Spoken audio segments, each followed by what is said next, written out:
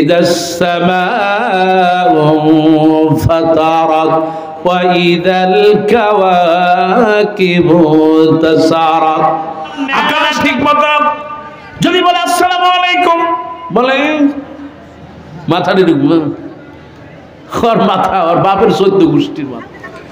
আমার ভাইয়ারা, আমার মায়েরা, ক্ষমতা তো আছে আপনার, আপনি মা, আপনার ক্ষমতা আছে জবান দিয়া স্বামীকে শাসাতে পারেন। সারা দিন ফেসবুক, ইউটিউব, তারপরে টিকটক, তারপরে আপনার এই যে মেকআপ সেকআপ এগুলো নিয়ে থাকে। এরকম পদতলে রয়েছে জান্নাত। আল্লাহ মা বাবার বেশি বেশি খেদমত করার তৌফিক দাও। ওয়াল্লাহি ইন্নী লা আস্তাগফিরুল ইয়াউম, ওয়াল্লাহি ইন্নী লা আতুবু ফিল ইয়াউম আকসার মিন 70 মাররা। বিশ্বনবী বলেন, আমি দৈনিক 70 বার তওবা করি। আমার উম্মতেরা তওবা করো, তোমাদের মাফ করবেন কে? আপনি যদি একটা ভালো কাজ করেন, নিয়ত করেছেন, সঙ্গে সঙ্গে আমলনামায় সওয়াব হয়ে যাবে। সুবহানাল্লাহ। তা আমি চিন্তা করলাম, কি ব্যাপার, এত ক্ষমতা, তারা সম্মান তো হাত দিয়ে দিলেই পারে, 1 হাত না হোক 2 হাত দিয়ে দিক, কিন্তু পা দিয়ে দেয় কেন? পা দিয়ে দেওয়ার কারণটা তখন বুঝলাম। মিয়া মন্ত্রী সাহেব, মিয়া অটো পাস এমপি সাহেব, সরকারি প্রোটোকলের কারণে আমি তোমারে ডাইন হাত দিয়ে সালাম করলাম, কিন্তু মনে রাখবা, বাংলাদেশে যদি মানুষের উপরে নির্যাতন করো, জুলুম করো, মানুষের স্বাধীনতা যদি কেড়ে নাও, মানুষকে যদি ভোট দিতে না দাও, মানুষকে যদি মিথ্যা মামলায় গ্রেফতার করে দেশ ছাড়া করো, তাহলে মনে রাখবা সেই দিন কিন্তু আর হাত দিয়া সালাম দেব না, পায়ের বুট দিয়া এই জমিনে ভিসায় দেব। কতক্ষণ ঠিক কিনা? এতে কোনো সন্দেহ আছে? আজকে কিন্তু সেই অবস্থাই হয়েছে, আজকে সেই অবস্থাই হয়েছে। ক্ষমতার অনেক বাহাদুরি করেছেন, আজকে ওই ক্ষমতাও নাই আর সেই বিরিয়ানিও নাই। কথা কাও ঠিক কিনা? হায় রে বিরিয়ানি, জম্মের খাওয়া খা। আমার ভাইয়েরা, আল্লাহ রাব্বুল আলামিন কোরআনুল কারীমের মধ্যে বলেন, তাবারাকাল্লাযী বিয়াদিহিল মুলক ওয়া হুয়া আলা কুল্লি শাইইন কাদির। আল্লাহ পাক বলেন, বরকতময় হলেন আল্লাহ, ক্ষমতার মালিক তিনি কে? আল্লাহ রাব্বুল আলামিন। তিনি ক্ষমতা শুধু দুনিয়ায় নয়, আখিরাতেও যিনি ক্ষমতার মালিক হবেন, একমাত্র মালিক তিনি কে? আমার আল্লাহ রাব্বুল আলামিন বলেন, কাইফা তাকফুরুনা বিল্লাহি ওয়া কুনতুম আমওয়াতান ফাআহইয়াকুম সুম্মা ইউমীতুকুম সুম্মা ইউহয়ীকুম সুম্মা ইলাইহি তুরজাউন। আল্লাহ পাক বলেন, আল্লাহকে কেমনে অস্বীকার করো? তোমরা সবাই ছিলে মরা, ওই মরা থেকেই আমি আল্লাহ বাঁচালাম। সুম্মা ইউমীতুকুম, আমি আল্লাহ আবার মৃত্যু দেব, আবার মরে কবরে চলে যাবে।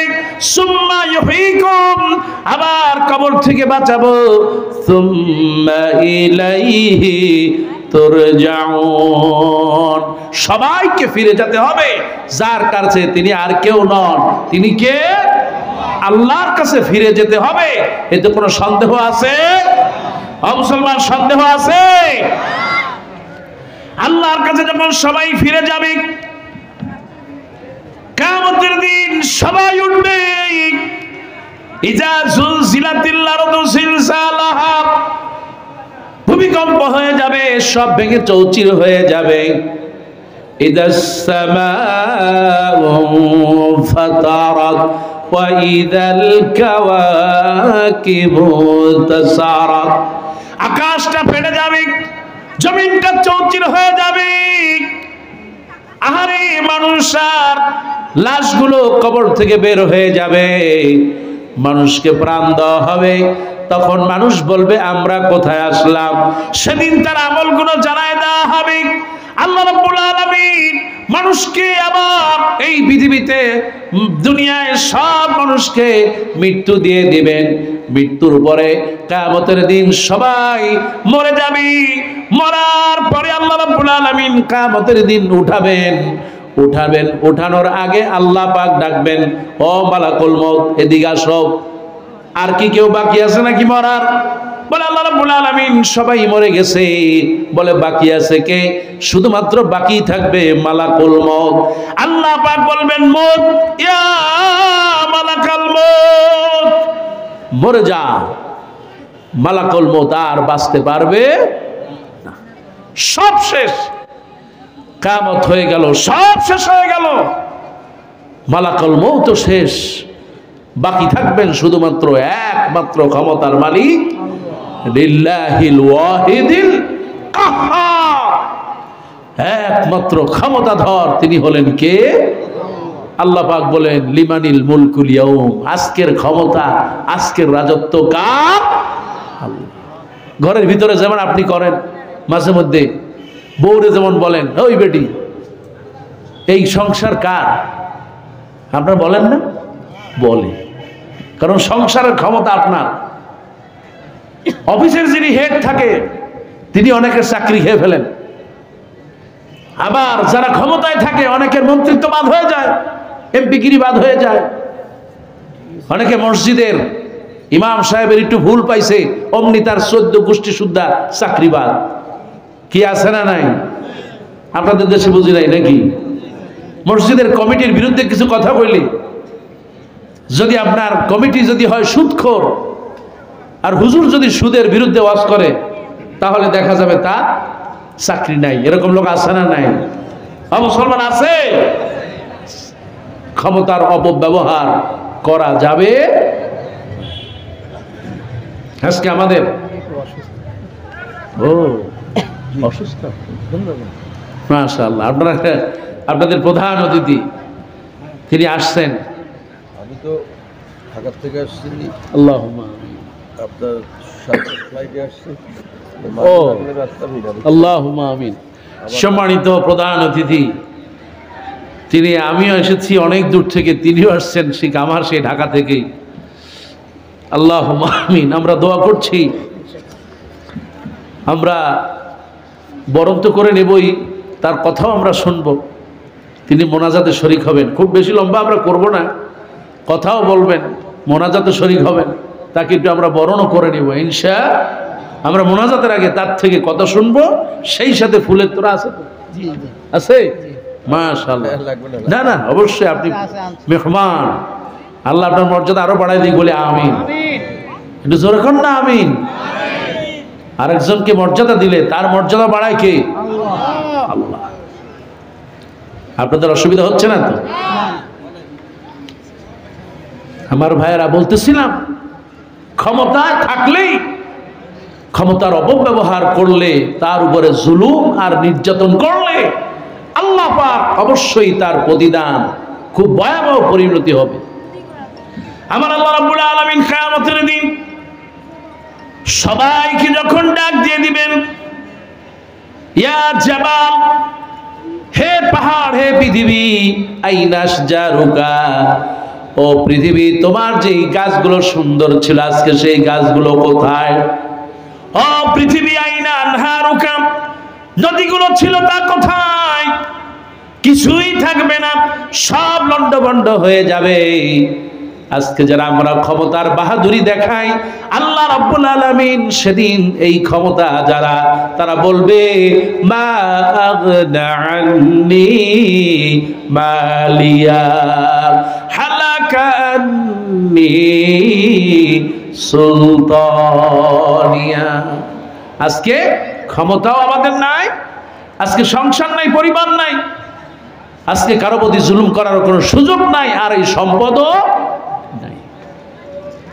আমার ভাইয়ারা, এই ক্ষমতা দেখেন, আল্লাহ রাব্বুল আলামিনের হাবিব এত ক্ষমতা ছিল, তারপরেও বিশ্বনবী রাহমাতুল লিল আলামিন কত বিনয় ছিলেন। আল্লাহ নবী যখন কারোর সাথে কথা বলতেন আগে সালাম দিতেন। আর আমার দেশে অনেক ক্ষমতাধর আছে কিন্তু সালাম দেয় সালাম দিলে সালাম নেয়ও না ঠিক মতো। যদি বলে আসসালামু আলাইকুম, বলে মাথাটি ঢুকবে, ওর মাথা ওর বাপের 14 গোষ্ঠীর মাথা। সালাম দিলে সালাম দেওয়া সুন্নাত, নেওয়াটা ওয়াজিব হয়ে যায়। নেতা তো এমন নেতা, পেটটা হয়ে গেছে তরমুজের মতো চাই, ঘরের ভিতরে দরজা দিয়ে ঢোকে না, অনেক সময় দরজা ভাঙ্গে ঢুকান লাগে, খাইতে খাইতে এরকম মোটা হয়ে গেছে। কি এরকম নেতা বাংলাদেশে আছে না নাই? হ্যাঁ, মুসলমান আছে না নাই? রাসূলুল্লাহ সাল্লাল্লাহু আলাইহি ওয়াসাল্লাম বলেন, সালাম দিবা, সালামের জবাব নিবা। আল্লাহ নবী বলেন 3টে আমল করবা, তুতিমুত তাআম, মানুষকে খাওয়াও, ওয়া সাল্লি ওয়ান নাসু নিয়াম, যখন সবাই ঘুমায় তখন তুমি তাহাজ্জুদের সালাত আদায় করো, ওয়া আফসুস সালাম, মানুষকে সালাম দাও, আফসুস সালাম, মানুষকে সালাম দাও বেশি বেশি, তাদখুলুল জান্নাতা বিস সালাম, আল্লাহ পাক নিরাপদে জান্নাতে পৌঁছায় দিবেন। আমিন। আমার ভাইরা মায়েরা, বিশ্ব নবী রাহমাতুল লিল আলামিন স্ত্রীদেরকে মহব্বত করতেন আর ভালোবাসতেন। আল্লাহর নবীর এত ক্ষমতা ছিল, কিন্তু কোন স্ত্রীকে কোনোদিন গায়ে হাত দেন নাই, কোন স্ত্রীকে কোনোদিন খারাপ ব্যবহার করেন নাই। আল্লাহর নবী স্ত্রীদেরকে মহব্বত করতেন, কেননা আল্লাহ রাব্বুল আলামিন বলেন, লিতাসকুনু ইলাইহা ওয়া জাআলা বাইনাকুম মাওয়াদ্দাতাও ওয়া রাহমা। স্বামী আর স্ত্রী আমি এই জন্য বানালাম, পরস্পরকে মহব্বত করবে। কোন সুবহানাল্লাহ। আর আজকে মহব্বত যেন পিছনের দরজা দিয়ে পালায় গেছে। স্ত্রী থাকে তার ফেসবুক কিংবা টিভি চ্যানেল, সিরিয়াল, বিসিআর এগুলো নিয়ে, আর স্বামী আছে ফেসবুক নিয়ে, বন্ধু বান্ধবী নিয়ে আড্ডায় ব্যস্ত।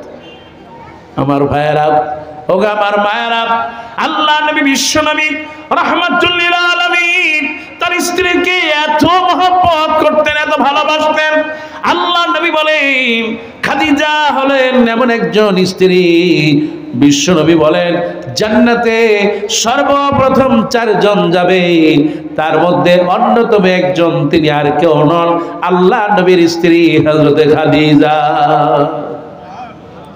ওগো আমার মায়েরা, আল্লাহ নবীর বাকি স্ত্রীরা খাদিজা মরে যাওয়ার পর বিশ্বনবী তিনি বলেন, খাদিজা যদি বেঁচে থাকতো আমি নবী মুহাম্মদ আর বিবাহ করতাম না। এত ভালোবাসতো আর মহব্বত করত, অথচ শ্রেষ্ঠ নবী অনেক ক্ষমতাধর, তাকে মায়া দিয়ে, ভালোবাসা দিয়ে, আদর সোহাগ দিয়ে রাসূলুল্লাহ বাচ্চা সন্তানের মতো লালন পালন করে। সুবহানাল্লাহ। আল্লাহ রাসূল সাল্লাল্লাহু আলাইহি সাল্লাম মক্কা থেকে মদিনায় যাওয়ার অন্যতম একটা কারণ, হিজরতের কারণ হলো আয়েশা রাদিয়াল্লাহু তাআলা আনহা তিনি বর্ণনা করেন, মা খাদিজা রাদিয়াল্লাহু তাআলা আনহা ইন্তেকালের কারণে আল্লাহ রাসূল মক্কা থেকে মদিনায় চলে যান। আমার মায়েরা, বিশ্বনবী বসে আছেন, সমস্ত স্ত্রীরা বসে আছেন। নবীজিকে প্রশ্ন করা হলো, ইয়া রাসূলুল্লাহ, ইয়া হাবিবাল্লাহ, সর্বপ্রথম আপনার ইন্তেকালের পর আমাদের স্ত্রীর মধ্যে কার সাথে আপনার আগে দেখা হয়ে যাবে? সুবহানাল্লাহ। আমরা অনেকগুলো স্ত্রী, কিন্তু কার সাথে আপনার আগে দেখা হবে? বিশ্বনবী বললেন, যার হাতটা লম্বা। আল্লাহ নবী বললেন, তার সাথে আমার সর্বপ্রথম দেখা হয়ে যাবে। রাসূলুল্লাহ ইন্তেকাল করলেন, 6 মাস পরে ফাতেমা করলেন, তারপরে ইন্তেকাল করলেন জয়নাব রাদিয়াল্লাহু তাআলা। রাসূলুল্লাহর স্ত্রীরা হাত মাপছিলেন ওই সময়, তিনি মেপে দেখেন যে রাসূলুল্লাহ সাল্লাল্লাহু আলাইহি ওয়াসাল্লাম আর একজন স্ত্রীর হাত লম্বা, কিন্তু আল্লাহ রাসূলের ইন্তেকালের পর সর্বপ্রথম মারা গেলেন জয়নাব রাদিয়াল্লাহু তাআলা, তার হাতটা তো লম্বা ছিল না। হযরত আয়েশা রাদিয়াল্লাহু তাআলা তিনি বর্ণনা করেন, আল্লাহ নবীর ওই দিন যে বলেছিলেন বুঝতে পারি নাই। আমার মায়েরা খেয়াল করো, আমার মায়েরা, আল্লাহ নবী বলেন ওই দিন বোঝাতে চেয়েছিলেন যার হাতটা লম্বা, তার মানে হলো হাতটা এমনি লম্বা নয়, বরং যে ব্যক্তি আল্লাহর জন্য বেশি দান করবে তার সাথে, ওই স্ত্রীর সাথে আবার সর্বপ্রথম দেখা হয়ে যাবে। জয়নাব রাদিয়াল্লাহু তাআলা আল্লাহর জন্য, ইসলামের জন্য বেশি বেশি দান করতেন। সুবহানাল্লাহ। আমার ভাইয়ারা, আমার মায়েরা, ক্ষমতা তো আছে আপনার, আপনি মা, আপনার ক্ষমতা আছে, জবান দিয়া স্বামীকে শাসাতে পারেন। এই রকম স্ত্রী আমাদের সমাজে আছে না নাই? কতক্ষণ আছে? চাকরি করে ক্যান্টনমেন্টের ভিতরে, সেনাবাহিনীর বড় অফিসার, অন্যরা দেখলে সার করে গাড়ির দরজা খুলে দেয়, বাজার পৌঁছায় দিয়ে আসি, ডাক দেওয়ার আগে হাজির হয়ে যায়। কিন্তু যখন স্ত্রী যার কাছে যায়, অনেক স্বামী আছে স্ত্রীর কাছে বিড়ালের মতো নরম হয়ে যায়। এটা আমাদের সমাজে না। রংপুরে আপনি নরম হওয়ার কোনো অসুবিধা নাই, আলহামদুলিল্লাহ কোন। আপনি যদি আপনার স্ত্রীকে ভালোবাসেন আর মহব্বত করেন, যদি হাতটা ধরেন, আল্লাহর নবী বলেন, যে ব্যক্তি, যেই স্বামী স্ত্রী হাতটা ধরবে, যেই স্বামী হাত ধরবে, আল্লাহর নবী বলেন ওই স্ত্রীর হাতটা ধরার কারণে আল্লাহ পাক স্বামীর সগীরা গুনাহগুলো মাফ করে দিবে। সুবহানাল্লাহ তো বলবেন না, কারণ কেমনে বলবেন? জীবনে তো ভালোবেসে বউয়ের হাতটা ধরেন নাই, সুযোগ পাইলে শালীর হাত ছাড়েন না। কথাটা ঠিক কিনা? আরে মুসলমান, এই জন্য বলি ভাইরা আমার, স্ত্রীকে যদি আপনি মহব্বত করেন, আপনার সন্তানের ঘরে যেই বউটা আসবে সেও আল্লাহ ওয়ালা হবে। সুবহানাল্লাহ। আপনার ক্ষমতা আছে, স্ত্রীকে নিয়ে সুখে শান্তিতে জীবন কাটান, খুশি হয়ে যান। আপনার স্ত্রী যদি কঠিন আচরণ করে, আপনি ধৈর্যশীল হন।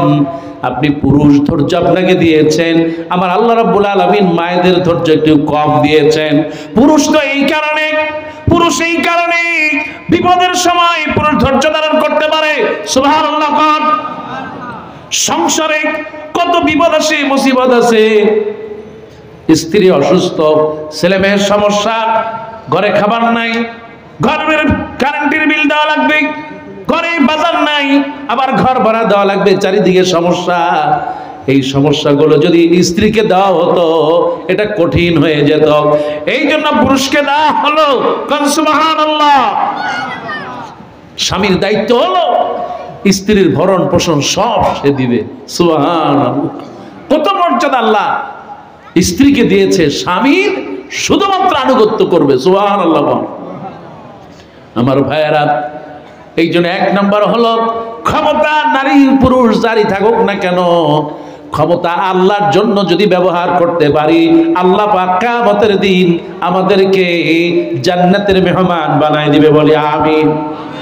আল্লাহ রাব্বুল আলামিন বলেন, নিশ্চয়ই আল্লাহু ওয়ালিউল্লাযিনা আমানু, নিশ্চয়ই আল্লাহ পাক যারা ঈমান আনবে, আল্লাহর প্রতি ঈমান আনবে, আল্লাহ রাব্বুল আলামিন বলেন, আমি আল্লাহ রাব্বুল আলামিন তাকে, আমি আল্লাহ রাব্বুল আলামিন আমি তার জন্য অভিভাবক হয়ে যাব এই দুনিয়াতে। ফালা খাউফুন আলাইহিম ওয়ালা হুম ইয়াহজানুন, তার কোনো চিন্তাও থাকবে না, আর ওই ব্যক্তির পরকালে কোনো ভাবনাও থাকবে না। তার যা কিছু করার তিনি করবেন। তিনি হলেন কে? আমার ভাইরা, সেই জন্য বলি, ক্ষমতা নিয়ে অনেক কথা বললাম, আল্লাহ রাব্বুল আলামিন ক্ষমতা থেকে বোঝার তৌফিক দাও। বলি আমিন। লেডিস আর লিডারশিপ, লেডিস এটা একটা কঠিন জিনিস, অথচ এই লেডিসের পিছনে পুরুষ, বুড়া, যুবক, ইয়াং, বাচ্চা সব ঘরে কি আছে না নাই? হ্যাঁ মুসলমান আছে না? ফেসবুকে দেখবেন বুড়ি মানুষ ফেসবুক আইডি খুলছে, যুবক প্রেম করতে করতে ওই বুড়ি মহিলার প্রেমের মধ্যে প্রেমে পড়ে গেছে, ছবি একটা দিয়ে দিছে ইয়াং মেয়ে। পরিচয় হইতে হইতে হইতে হইতে যেদিন রংপুরে আসছে, রংপুরের পূর্ব নাম ছিল কি? রঙ্গপুর। রঙ্গ মানে কি? খেলতামশা। যখন এসে বলছে পার্কে আসবা, মাশাআল্লাহ পার্কে আইছে নাতিপুতি সুদ্ধা। আপনি কে? ওই যে আপনার সাথেই তো আমার সেটিং টেটিং হইতো, রাত জায়গায় জায়গায় যে সেটিং করতেন আমার সাথেই করতেন। এরকম যুবক আমাদের সমাজে আছে না নাই? মুসলমান আছে না ভাই? আবার কত যুবতী আছে, আহারে সারা দিন ফেসবুক, ইউটিউব, তারপরে টিকটক, তারপরে আপনার এই যে মেকআপ শেকআপ এগুলো নিয়ে থাকে। এরকম মেয়েরা আছে না? মেয়ে যদি ভালো হয় আল্লাহ পাক তাকে ভালো একটা জামাই দিয়ে দিবেন, সুবহানাল্লাহ। আর মেয়ে যদি আল্লাহ ওয়ালা হয়, নামাজি হয়, তাহলে আল্লাহ রাব্বুল আলামিন তার ঘরে একটা নেককার সন্তান দিয়ে দিবেন, সুবহানাল্লাহ। যেই সন্তানটা দোয়া করবে, রব্বির হামহুমা কামা রব্বায়ানি। মরতে দেরি হবে, কবরে যেতে দেরি হবে, কিন্তু দোয়া করার সঙ্গে সঙ্গে আমল নামায় পৌঁছাতে দেরি হবে না।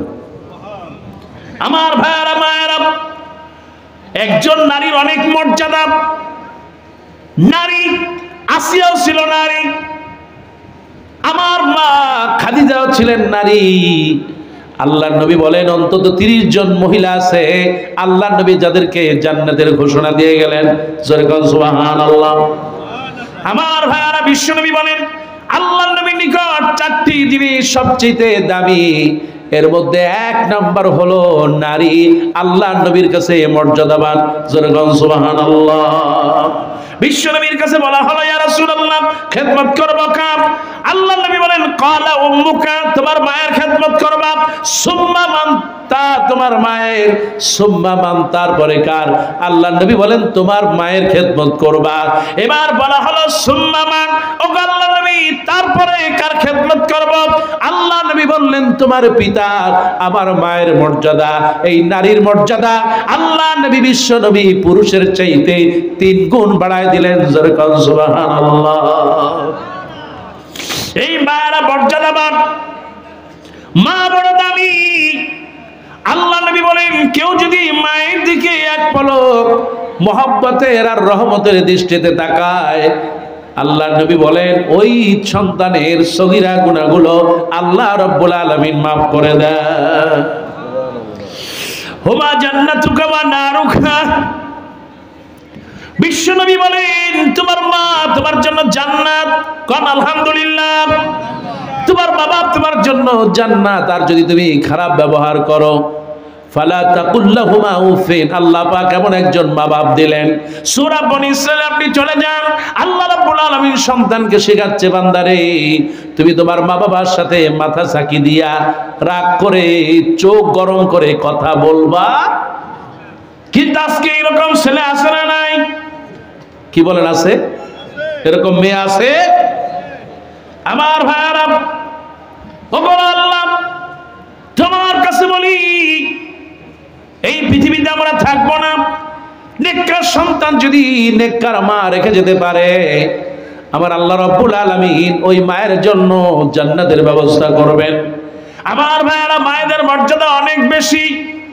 বিশ্বনবী তিনি তার মায়ের ব্যাপারে আল্লাহর কাছে দোয়া করেছেন। আমাদের প্রত্যেকের উচিত আমার মা বাবার জন্য দোয়া করা। দোয়া শিখায় দিলেন, কি দিয়া দোয়া করব? আল্লাহ পাক বলেন রব্বির হামহুমা কামা রব্বায়ানি সগীরা। পড়েন সবাই, রব্বির হামহুমা কামা রব্বায়ানি সগীরা। আয় আল্লাহ, আয় আমার রব, আমার মা বাপ ছোটবেলা যেমনি করে আমাকে লালন পালন করেছে, আল্লাহ তোমার কুদরতি হাতে মা বাপকে তেমনি কমনি লালন পালন করো। খুশি হবেন কি? আমার ভাইয়ারা, আমার বোনেরা, পর্দার আলের মায়েরা, প্রত্যেক নামাজের শেষে আমরা এই দোয়া করব ইনশাআল্লাহ। প্রত্যেক দিন যখনই সময় পাবো আল্লাহ পাক যেন এই দোয়াটাকে কবুল করে বলে আমিন। ও গো মা তুমি এ ধরনের শ্রেষ্ঠ নিয়ামত, তোমারই পদ তলে রয়েছে জান্নাত। ও গো মা তুমি এ ধরনের শ্রেষ্ঠ নিয়ামত, তোমারই পদ তলে রয়েছে জান্নাত। এই ধরনী থাকতো মাগো ফুল পাখিহীন, এই ধরনী থাকতো মাগো মায়া মমহীন। যদি না পেত তোমারে, যদি না পেত তোমার মায়ারি হাত, যদি না পেত তোমার মায়ারি হাত, ওগো মা তুমি এ ধরনীর শ্রেষ্ঠ নিয়ামত, তোমারই পদ তলে রয়েছে জান্নাত, তোমারই পদ তলে রয়েছে জান্নাত। আল্লাহ মা বাবার বেশি বেশি খেদমত করার তৌফিক দাও বলে আমিন। এই দুনিয়ায় আমরা থাকবো না, আমরাও মা বাপ, আমাদের ছেলে মেয়ে ওরাও এক সময় বড় হবে। আমরা যদি মা বাবার সেবা করতে পারি, আল্লাহ পাক আমাদেরকেও বুড়া হলে আমাদের সেবা ব্যবস্থা করবেন কে? 3 নম্বর হচ্ছে ল্যান্ড। প্রথমে বললাম লিডারশিপ, 2 নম্বরে নারী, 3 নম্বর হচ্ছে ল্যান্ড, ভূমি। আজকে এই জমি জমা নিয়ে ভাইয়ের মধ্যে মারামারি আছে না নাই? আপনাদের দেশে বুঝি নাই নাকি? ভাইয়ের মধ্যে সম্পর্ক, যেই ভাই ছোটবেলা একত্রে, বড় ভাই ছোট ভাইকে গোসল করায় দিয়েছে, স্কুলে নিয়ে গেছে, একসাথে ঘুমাইছে, শীতের মধ্যে বড় ভাই নিজে কম্বল না গায়ে দিয়া ছোট ভাইকে কম্বল গায়ে দেওয়া ঘুম পড়াইছে, ওই ভাই আজকে ওই 2 ভাই সাপ আর বেজি আছে না নাই? মুসলমান আছে না? কারণ হচ্ছে ওই জমি। অথবা ওই যে বিয়ের পর যেই মহিলা ঘরের ভিতরে আসলো, 2 জনে এখন আলাদা হয়ে গেল। আমার মায়েরা খবরদার, এই কাজ করা যাবে। ল্যান্ড জমি দিয়ে হবে নাকি, সম্পদ দিয়ে হবে কি? দুনিয়ায় কিছুদিন থাকবে, তারপরে আবার কবরে চলে যেতে হবে। আত্মীয়তার সম্পর্ক যদি নষ্ট হয়ে যায়, রাসূলুল্লাহ বললেন এই লোকটা কবিরা গুনাহ করলো। অনেক ভাই আছে ভাইয়ের সাথে কথা পর্যন্ত কয় না, কি আছে না নাই? ফেরাউনের মতো আচরণ করে। ফেরাউন কয় হাত লম্বা? বলছিলাম আমি? বলি নাই, বলবো ইনশা। ভাইরা আমার, আরেকজনের জমি আপনি দখল করেন, দখল করে জমি নিয়ে যান, কিয়ামতের দিন আল্লাহ রাব্বুল আলামিন ওই জমির 1 বিঘা জমি যদি দখল করে, কারো হক যদি সামান্য নষ্ট করেন, আল্লাহ পাক কিয়ামতের দিন 7 আসমান জমিন আপনার গলায় বাইন্ধা দিয়ে জাহান্নামে পাঠায় দিবে। জোরে নাউযুবিল্লাহ। কিন্তু মেয়েকে ঠকায়, এরকম বাপ আছে না নাই? স্ত্রীকে ঠকায়, আছে না নাই? বিয়ে করছে 2টা, বড় বউয়ের সাথে কোনো সম্পর্ক নাই, ছোট বউর নিয়ে আনন্দে উল্লাস করে, এরকম স্বামী আছে না নাই? কিয়ামতের দিন আল্লাহ পাক বলেন চোখ 2টা একটা অন্ধ বানাবে, দেখলেই বোঝা যাবে এইটা তার 2 স্ত্রীর মধ্যে সমতা বিধান করতে পারে নাই। আল্লাহ পাক ওই অবস্থা থেকে জাহান্নামে পাঠিয়ে দিবেন। নাউযুবিল্লাহ। চক্ষুকে নিম্নগামী করতে হবে, বিনয়ী হতে হবে। আমরা যদি ক্ষমতার লোভ, অর্থের লোভ, আমরা যদি এই দুনিয়ার পার্থিব লোভ থেকে দূরে থাকতে পারি, তাহলে আমাদের জন্য জান্নাতের ব্যবস্থা করবেন কে? আজকে এই কোরআনের মাহফিল, কোরআনের মাহফিলে আপনি আসছেন, আল্লাহ রসুল সাল্লাল্লাহু আলাইহি সাল্লাম আপনার ব্যাপারে গুরুত্বপূর্ণ একটি হাদিস আমি বলাই। রাসূলুল্লাহ বললেন, যেই মা আসছেন, যেই বোনেরা আসছেন, আল্লাহ রসুল বলেন যে ব্যক্তি কোরআনের মাহফিলে যায়, কানা লাহু বিকুল্লি খুতওয়াতিন আমালা সানাতিন আজরু সিয়ামিহা ওয়া কিয়ামিহা। 1টা বছর তাহাজ্জুদের নামাজ পড়বে, ওই সওয়াবটা আল্লাহ পাক তার আমলনামায় দিয়ে দেন। আমার ভাইরা, শুধু তাই নয়, বিশ্বনবী বলেছেন যে ব্যক্তি কোরআনের মাহফিলে যাবে, 1টা বছর যদি কেউ নফল রোজা রাখে, আল্লাহ নবী বলেন ওই যে 1 পা 2 পা দিয়ে দিয়ে কোরআনের মাহফিলে আসলো, কিংবা মসজিদে জুমার খুতবা শুনতে গেল, আল্লাহ নবী বলেন প্রত্যেক কদমে কদমে আল্লাহ রাব্বুল আলামিন ওই যে 1 বছরের নফল রোজার সওয়াব আল্লাহ তাআলা আমলনামায় দিয়ে দেন। এই জন্য আপনারা খুশি না বেজা? মুসলমান মাহফিলে আসতে পারে, খুশি না বেজা? জবান খুলে বলি আলহামদুলিল্লাহ। আজকে যে আমি ঘরে যাইতে পারবো এর কোনো গ্যারান্টি আছে? এই যে আজকে প্রধান অতিথি প্লেনে আসছেন এইখানে মাহফিলে, উনি আবার ঢাকায় যেতে পারবেন, সন্দেহ আছে? আমি যে আসি এখানে ঢাকায় চলে যাব, এই যে কথা বলতেছি পরের সেকেন্ড বলতে পারবো কিনা এর কোনো নিশ্চয়তা। এই জন্য আল্লাহ পাক বলেন আল্লাযী খালাকাল মাউতা ওয়াল হায়াত। যেই সন্তান ছেলে মেয়ের জন্য আপনি অন্যায় করতেছেন, ওই ছেলে মেয়ে আপনি মরার আগে ওই ছেলে মেয়ে দুনিয়া থেকে বিদায় নিতে পারে, যিনি বিদায় করে দিতে পারেন তিনি হলেন কে? এই জন্য আল মাউতু ওয়াল হায়াত, মওত এবং হায়াত হলো আমার আল্লাহ রাব্বুল আলামিন। আল্লাহ পাক বলেন আমি এই জন্য দিলাম যাতে করে দেখতে পারি তোমাদের মধ্যে কে বেশি ভালো আমল করো। এই জন্য 1 নম্বর আমল হলো নামাজ। নামাজ ছেড়ে দেওয়া যাবে? 2 নম্বর আমল হলো তাসবিহ তাহলিল করতে হবে সকাল এবং সন্ধ্যায়। যত গুনাহ হয়েছে এই গুনাহগুলো মাফ চাইতে হবে। আল্লাহ নবী বলেন ওয়াল্লাহি ইন্নী লা আস্তাগফিরুল ইয়াওম ওয়াল্লাহি ইন্নী লা আতুবু ফিল ইয়াওম আকসার মিন 70 মাররা। বিশ্ব নবী বলেন আমি দৈনিক 70 বার তওবা করি। আমার উম্মতেরা তওবা করো, তোমাদের মাফ করবেন কে?